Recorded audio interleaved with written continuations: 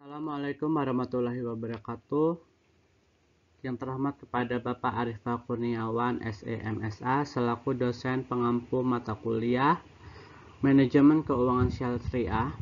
Kami dari kelompok 8 akan mempresentasikan hasil diskusi kelompok kami yang berjudul Kebijakan Model Kerja dalam Keuangan Syariah, di mana anggota kelompok 12 terdiri dari Anggi Setia Yulian Setiarto, yaitu saya sendiri, lalu Umi Nur Alif Laila.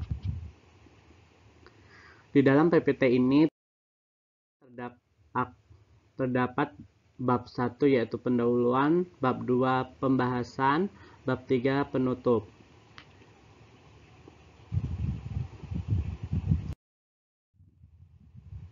Saya akan membacakan bab 1 yaitu subjudul latar belakang. Model kerja merupakan salah satu alat yang paling penting, dan karena ada kelemahan pasar dalam menjalankan bisnis, maka harus dimiliki oleh perusahaan untuk menjalankan bisnis. Karena kekurangan di pasar ini, perusahaan membutuhkan model kerja.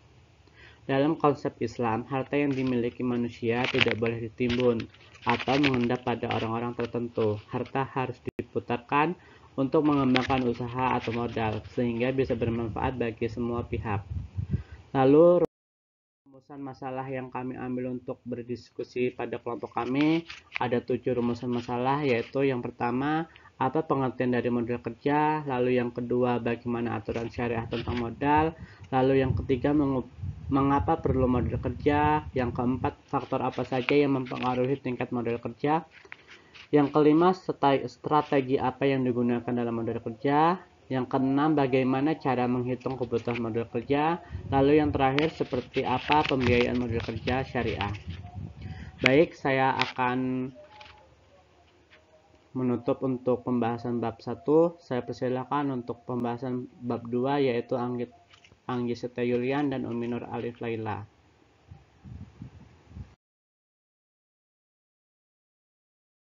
Assalamualaikum warahmatullahi wabarakatuh. Baiklah kawan-kawan, materi yang pertama yaitu pengertian modal kerja. Jadi, modal adalah konsep ekonomi Islam, berarti semua harta yang bernilai dalam pandangan syar'i, di mana aktivitas manusia ikut berperan serta dalam usaha produksinya dengan tujuan pengembangan. Istilah modal tidak harus dibatasi pada harta-harta ribawi saja, tetapi ia juga meliputi semua jenis harta yang bernilai yang terakumulasi selama proses aktivitas perusahaan dan pengontrolan perkembangan pada periode-periode lain. Modal kerja adalah seluruh aktiva lancar yang dimiliki perusahaan atau dapat pula dimaksud sebagai dana yang harus tersedia untuk membiayai kegiatan operasi perusahaan sehari-hari.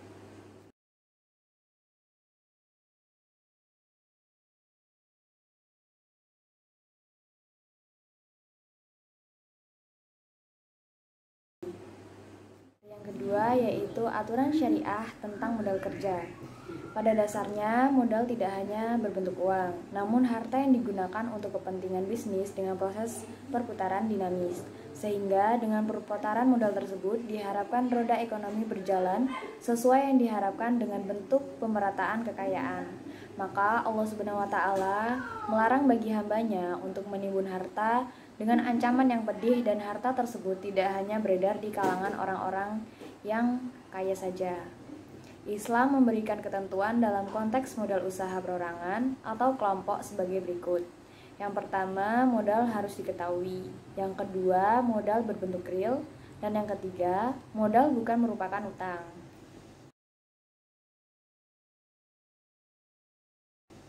Yang ketiga, alasan perlunya modal kerja. Dalam sebuah perusahaan harus mempunyai modal kerja, karena adanya ketidaksempurnaan jika biaya transaksi tidak ada. Segala aktivitas bisa diperkirakan dengan jelas, atau kondisi kerja dalam situasi tersebut tidak akan mempengaruhi nilai perusahaan.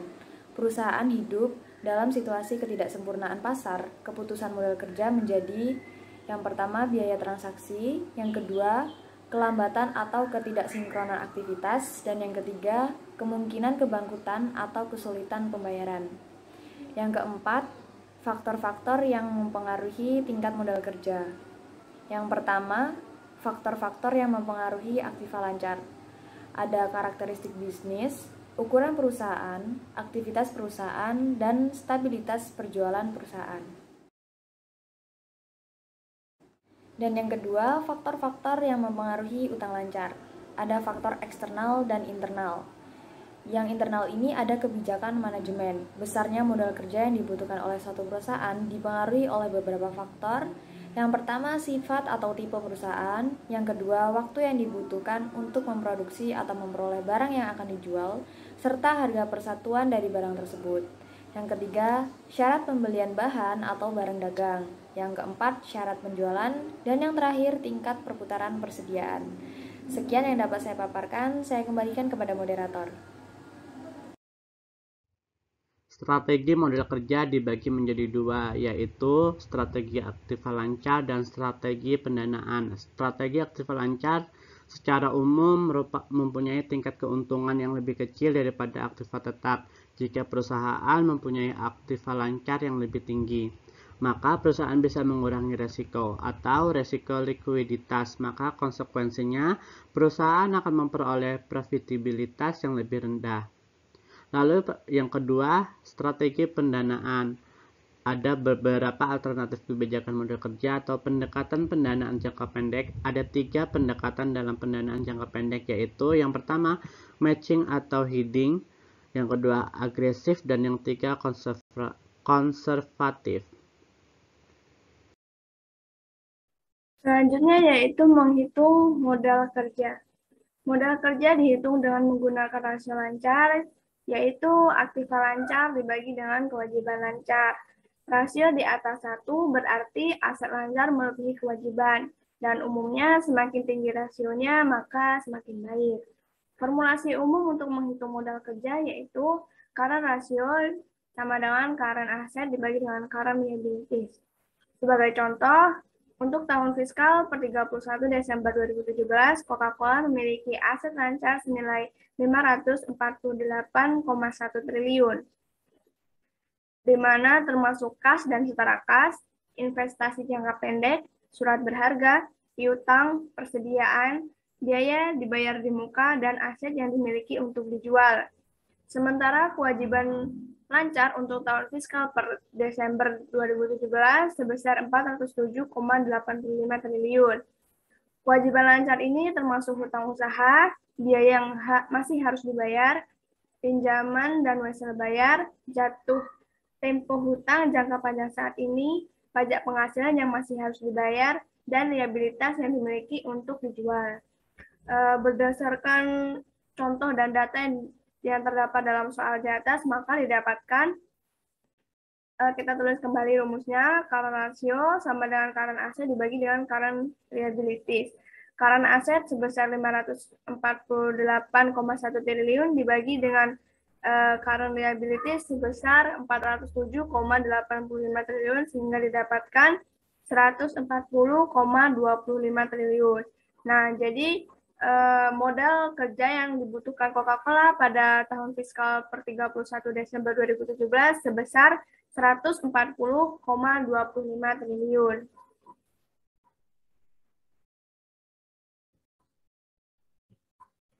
Selanjutnya yaitu pembiayaan modal kerja syariah. Secara umum, yang dimaksud pembiayaan modal kerja atau PMK syariah adalah pembiayaan jangka pendek yang diberikan kepada perusahaan untuk membiayai kebutuhan modal kerja usahanya berdasarkan prinsip-prinsip syariah. Jangka waktu dari pembiayaan modal kerja maksimum 1 tahun dan dapat diperpanjang sesuai dengan kebutuhan. Perpanjangan fasilitas PMK dilakukan atas dasar hasil analisis terhadap debitur dan fasilitas pembiayaan secara keseluruhan. Dan kemudian hal-hal yang harus diperhatikan dalam melakukan analisa pemberian pembiayaan antara lain yang pertama yaitu jenis usahanya. Karena kebutuhan modal kerja dari masing-masing jenis usaha itu berbeda-beda. Yang kedua yaitu skala usaha. Besarnya kebutuhan modal kerja dari suatu usaha sangat bergantung kepada skala usaha yang dijalankan. Kemudian yang ketiga, tingkat kesulitan usaha yang dijalankan.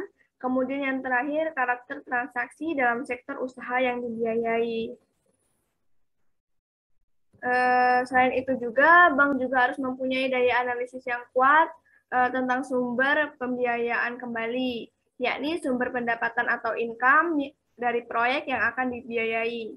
Hal ini dapat diketahui dengan cara mengklasifikasikan proyek menjadi dua, yaitu yang pertama proyek dengan kontrak, yang kedua yaitu proyek tanpa kontrak. Berdasarkan akad yang digunakan dalam produk pembiayaan syariah, jenis pembiayaan modal kerja syariah atau PMK dibagi menjadi 5 macam. Di antaranya yaitu yang pertama PMK Mudharabah atau kerjasama, PMK Istisna, PMK Salam, PMK Mudharabah atau jual beli, PMK Ijarah atau pemindahan hak guna. Sekian dari saya kembalikan kepada moderator.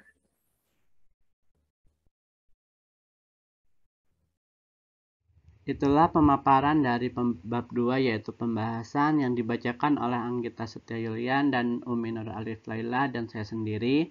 Selanjutnya saya akan membacakan bab 3 yaitu penutup yang berisi kesimpulannya model kerja adalah keseluruhan aktivitas lancar yang dimiliki perusahaan atau dapat pula dimaksudkan sebagai dana yang harus tersedia untuk membiayai kegiatan operasi perusahaan sehari-hari. Modal tidak hanya berbentuk uang, namun harta yang digunakan untuk kepentingan bisnis dengan proses perputaran dinamis, sehingga dengan perputaran modal tersebut diharapkan roda ekonomi berjalan sesuai dengan harapan dengan bentuk pemerataan kekayaan. Dalam sebuah perusahaan harus mempunyai modal kerja, karena adanya ketidaksempurnaan pasar. Modal suatu perusahaan harus cukup jumlahnya, atau dalam arti harus mampu membiayai pengeluaran atau operasi perusahaan sehari-hari. Penentuan besarnya jumlah modal kerja yang cukup bagi suatu perusahaan merupakan hal yang tidak mudah. Sekian dari presentasi dari kelompok 12, saya ucapkan terima kasih. Wassalamualaikum warahmatullahi wabarakatuh.